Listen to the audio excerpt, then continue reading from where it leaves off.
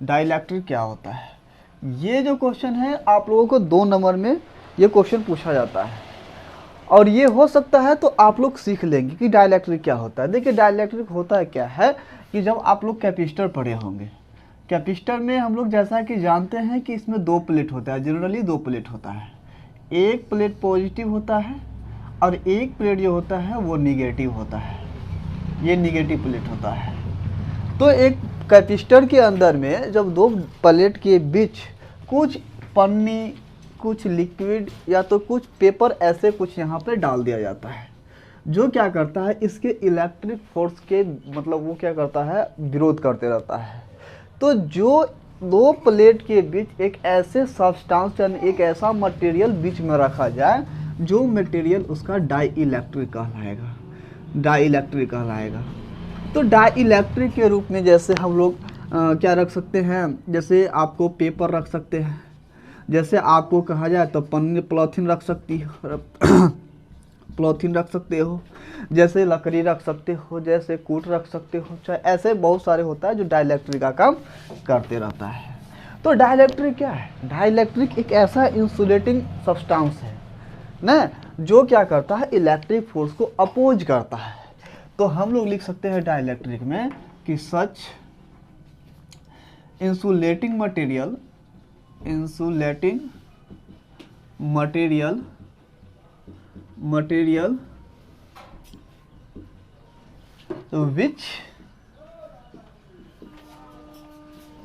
which opposes the electric force between two charge, two plate, है ना, that is called dielectric. तो dielectric क्या कहता है? कहता है कि डाइलेक्ट्रिक जो होता है एक ऐसा इंसुलेटिंग मटेरियल होता है जो क्या करता है इलेक्ट्रिक फोर्स की अपोज करता है। कहाँ करता है अपोज? तो जो 2 प्लेट के बीच, तो 2 प्लेट कहाँ होता है? एक कैपेसिटर में। तो ये आपको पता है ये एक कैपेसिटर है, तो कैपेसिटर के बीच जो होता है एक पॉजिटिव प्लेट है, एक निगेटिव प्लेट है। अब पॉजिटिव प्लेट और निगेटिव प्लेट के बीच जो इलेक्ट्रिक फोर्स लगता है, इस इलेक्ट्रिक फोर्स को ये डाइलेक्ट्रिक क्या करता है, विरोध करता है, जिसे हम लोग कहते हैं ये डाइलेक्ट्रिक होता है। ठीक है, तो डाइलेक्ट्रिक को हम लोग लिख सकते हैं, इसको जो डिनोट करते हैं तो लिख सकते हैं इट इज डिनोटेड बाय के। तो डाइलेक्ट्रिक का ना तो कोई यूनिट होता है, नहीं तो इसका कोई क्या कहते हैं ये डायमेंशन होता है, ये इसका वैल्यू होता है, डाइलेक्ट्रिक कांस्टेंट का कुछ वैल्यू होता है।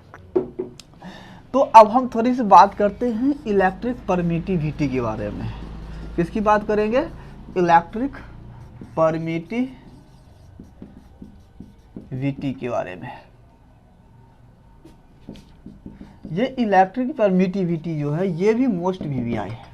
हम इसको भी क्या करेंगे, अच्छी से स्टडी कर लेंगे, क्योंकि ये जो सारा के सारा क्वेश्चन है ये सारे के सारे क्वेश्चन 2 नंबर में ज़रूर पूछता है। अगर ये डाइलेक्ट्रिक के बारे में ना पूछे तो हम लोग को इलेक्ट्रिक परमिटिविटी के बारे में वो ज़रूर पूछते रहता है।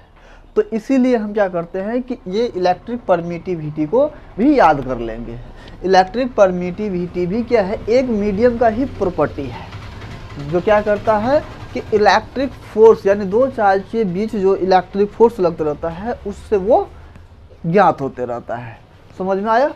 तो हम लोग लिख सकते हैं इलेक्ट्रिक परमिटिविटी को, तो लिख सकते हैं कि it is the properties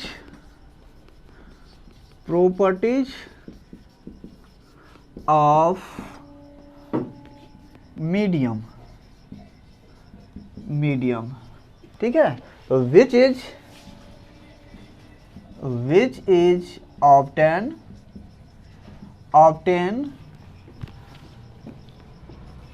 by the electric force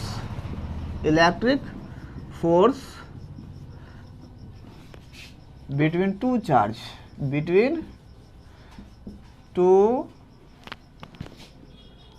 stationery charge. तो मैंने इसको क्या लिखा कि इलेक्ट्रिक परमिटिविटी एक मीडियम का प्रॉपर्टी है जब दो चार्ज इलेक्ट्रिक एक दूसरे के साथ इलेक्ट्रिक फोर्स अप्लाई करते रहता है, तो उस समय में एक कांस्टेंट के रूप में जो प्रॉपर्टी ज्ञात होती है उसको हम लोग इलेक्ट्रिक परमिटिविटी कहते हैं। अब इलेक्ट्रिक परमिटिविटी को रिप्रेजेंटेशन क्या होता है, तो इसकी जो रिप्रेजेंटेशन होता है तो लिख सकते हैं कि it is denoted by epsilon not. इसको हम लोग ऐसे करते हैं। और इलेक्ट्रिक परमिटिविटी जो होता है वो अलग अलग चीज़ में अलग अलग चीज़ का होता है। ये वैक्यूम में भी होता है और मीडियम में भी फाइंड होता है। तो पहले मैं इसकी विस्तार से जानने की कोशिश करेंगे कि परमिटिविटी आखिर कहाँ कहाँ हो रहा है, कैसे कैसे हो रहा है। तो इसकी जानकारी थोड़ा सा देखने की कोशिश करेंगे। तो पहले ही बात है कि इलेक्ट्रिक परमिटिविटी के एप्सिलॉन नॉट से रिप्रेजेंट करते हैं। तो सबसे पहली बात है हम लोग लिख सकते हैं कि परमिटिविटी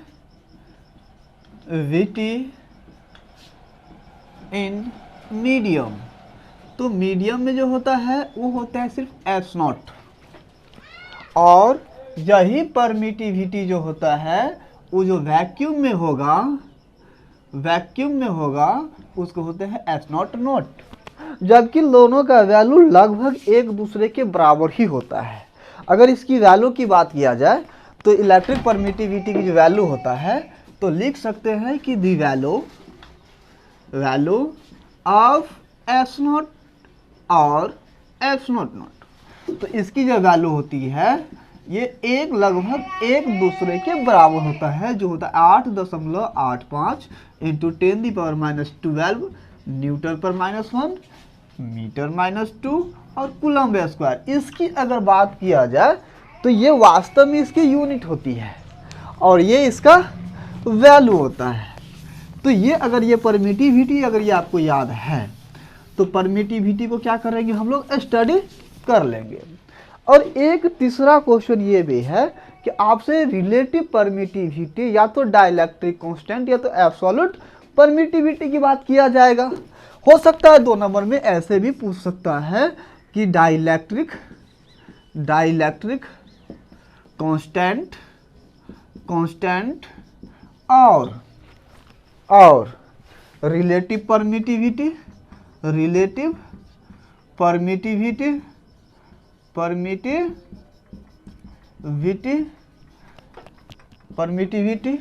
और एब्सोल्यूट परमिटिविटी ये क्या होता है। ये तीनों में से कोनो उठा के डालेगा, या तो इसकी ये नाम दे देगा, या तो ये नाम देगा, या तो ये नाम देगा। अब हमको ये डिसाइड करना है, अगर ये तीनों एक ही नाम से अलग अलग नाम से चर्चित है लेकिन काम एक ही चीज़ है। अब ये एक ही चीज़ का क्या है, तो समझो इस बात को कि ये चीज़ होता क्या है वास्तव में। अगर ये होता क्या है तो समझ लो, अगर आपके पास से कोई पॉजिटिव चार्ज है और एक निगेटिव चार्ज है, पहले मैं फिगर इसको बी बना लेता हूँ, और यहाँ पर है एक प्लस, फिर से एक प्लस चार्ज है और एक माइनस चार्ज है। तो ये हो गया प्लस Q1, ये हो गया माइनस Q2, ये हो गया प्लस Q1, ये हो गया माइनस Q2। अब ये बात है, तुम कहोगे, आप लोग सोचते होंगे कि वास्तव में ये आखिर ये क्या रिप्रेजेंटेशन करना चाह रहे हैं आप। तो सबसे मैं पहले बता रहा हूँ कि चार्ज दोनों सेम है, एक ही प्रकार का चीज़ है, लेकिन सबसे पहली बात ये है कि हमने यहाँ पर अलग अलग चीज़ यहाँ पर रखे हैं। इसमें इसलिए रखे हैं कि पहले मैंने इसको वैक्यूम में रख दिया है, ये जो रखा हुआ है वो है वैक्यूम में, ठीक है, और ये जो रखा हुआ है ये है मीडियम में।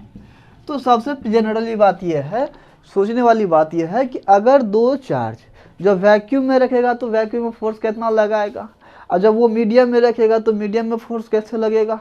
तो दोनों में ज़रूर डिफरेंट आएगा, जैसे आप धरती पर है तो कुछ उसका अलग फोर्स लग रहा है, ग्रेविटेशनल फोर्स। अगर आप स्पेस में जा रहे हैं तो उसका कुछ ग्रेविटेशनल फोर्स अलग लग रहा है। तो बात ये सोचने वाली बात है। आप सोचिए, जब आप इसको वैक्यूम में रहेंगे तो चार्ज का फोर्स अलग रहेगा, लेकिन जब उसको आप पानी में या तो कहीं पर डालेंगे तो उसका फोर्स अलग हो जाएगा।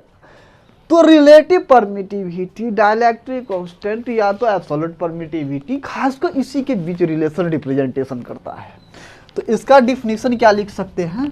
तो देखिए, सबसे पहली बात है कि वैक्यूम में जो एफ नॉट होता है, इसका जो एफ नॉट होता है, ये जो होता है परमिटिविटी, ये दोनों का रेशियो ही इसका रिलेटिव परमिटिविटी कहलाती है। तो हम लिख सकते हैं कि the ratio of permittivity of medium vacuum to the permittivity of medium is called relative permittivity. बात समझ में आ गया? आपको डाइलेक्ट्रिक कांस्टेंट, रिलेटिव परमिटिविटी, तो एब्सोल्यूट परमिटिविटी, कुछ भी पूछा जा रहा है, बात इतना ये लिखना है, इससे कुछ ज़्यादा नहीं लिखना है। यानी हमको कि रिलेटिव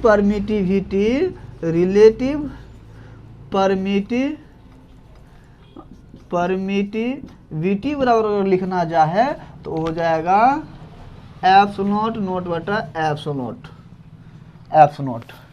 अब इसकी अगर चर्चा किया जाए पूरा विशेषता के रूप में कि आखिर ये आता क्या है, तो पहले मैं इसको प्रूफ कर लेता हूँ। हो सकता है 2 नंबर में पूछे तो इतना ये पर काम चला लेंगे, नहीं अगर ज़्यादा पूछे तो कोई बात नहीं है।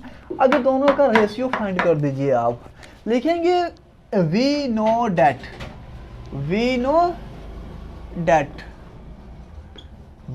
Date according to Coulomb's law. तो लिख सकते हैं according to Coulomb's law, according to Coulomb's law. जब इन दोनों के बीच फोर्स निकालेंगे वैक्यूम में, तो एफ वैक्यूम बराबर हो जाएगा के Q1 Q2 upon r square, कि जबकि ये बीच का डिस्टेंस r है। इसको हम ऐसे भी लिख सकते हैं 1/4 pi epsilon naught Q1 Q2 upon r square. मैंने इसको इक्वेशन फर्स्ट बना लिया, इक्वेशन फर्स्ट। अब इसी तरह से अगर देखा जाए, सिमिलरली कर लीजिए आप लोग। तो सिमिलरली करने से अगर ये मीडियम को फाइंड करेंगे, इसकी निकालेंगे, तो एफ मीडियम जो हो जाएगा तो ये हो जाएगा वही सेम चीज़ हो जाएगा 1/4 पाई एप्सिलॉन नॉट। देखिए यहाँ नॉट है, यहाँ सिर्फ एफ नॉट है, हो जाएगा Q1 Q2 upon r square. समीकरण 2, इक्वेशन सेकंड। अब जब दोनों को मिलाएंगे तो दोनों को मिलाने से हमें कुछ इस तरह का रिलेशन फाइंड हो जाती है, जो देखने वाली बात है। अब देखिए, जैसे आप दोनों के इक्वेशन आप फर्स्ट सेकेंड को कीजिएगा तो ऐसे कुछ रिलेशन बन के निकलेगा। F vacuum upon F medium बराबर क्या हो जाएगा, आप जरा देख सकते हैं कि 1/4 पाई एफ नॉट बटा 1/4 पाई F not into Q1 Q2 बटा आर स्क्वायर बटा Q1 Q2 बटा आर स्क्वायर। ये तो खत्म हो गया, ये से ये खत्म हो गया, क्या बच जाता है? ये बच जाता है F not upon F not. तो हमें इसका जो रिलेटिव परमिटिविटी आ जाता है, एफ नॉट रिलेटिव जो आ जाता है वो आ जाता है F not upon F not. ठीक है, इसको हम लोग डाइलेक्ट्रिक के रूप में भी लिख सकते हैं के, इसको हम लोग के रूप में भी लिख सकते हैं। और इसका ना ही तो यूनिट होता है और ना ही तो डायमेंशन होता है। तो मैं आज की क्लास यहीं तो ओवर करता हूं, और इससे अगला क्लास में कुछ और नए VVI क्वेश्चन पर बारे में चर्चा करूंगा। तो आज के लिए ना ये